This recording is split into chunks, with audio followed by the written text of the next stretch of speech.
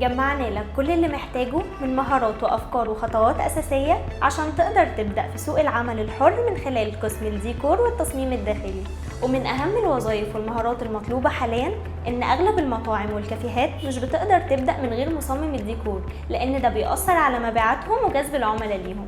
عشان كده بيحتاجوا الأشخاص دارسين الألوان والأشكال اللي تليق مع بعض، كيفية استغلال كل مساحة أو فراغ موجود في المكان بطريقة صح. في قسم الديكور هتقدر تستفيد من كل المساحات المتاحة والألوان اللي تليق مع بعض.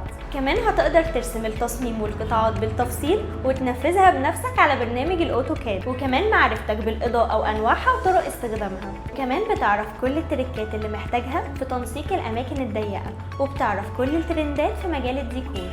الهدف من التدريب ده انك تتعلم وتتطور وتتأهل انك تبقى مصمم ديكور ناجح، ويبقى عندك مكتب او تفتح شركة ويبقى عمل خاص بيك. لو حابب تعرف تفاصيل اكتر كلمنا على رسائل الصفحة.